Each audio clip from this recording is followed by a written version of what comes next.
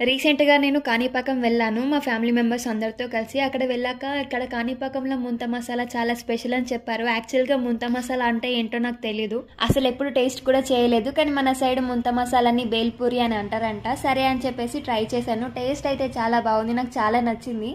సరే ఇక టేస్ట్ కూడా చాలా బాగుందని చెప్పేసి నా కోసం మళ్ళీ ప్రిపేర్ చేయించుకున్నాను. యూట్యూబ్ ఛానల్ రన్ చేస్తూ కూడా ఇలా కొత్తగా ఏదైనా వెరైటీ డిష్ ఏదైనా ప్రిపేర్ చేస్తున్నారు అంటే వీడియోస్ తీసుకోకుండా ఉంటామా చెప్పండి. పైగా ఇక్కడ ముంత మసాలా చాలా స్పెషల్ అని తెలిసాక కూడా వీడియోస్ తీసుకోకుండా ఎలా ఉంటాం చెప్పండి.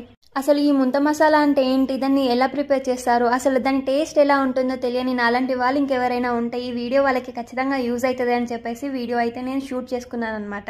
మరి ఈ స్పెషల్ రెసిపీని ప్రిపేర్ చేసుకోవడానికి అసలు మనకు ఏమేమి ఇంగ్రీడియంట్స్ కావాలి అనేది కామెంట్ బాక్స్లో మెన్షన్ చేస్తాను.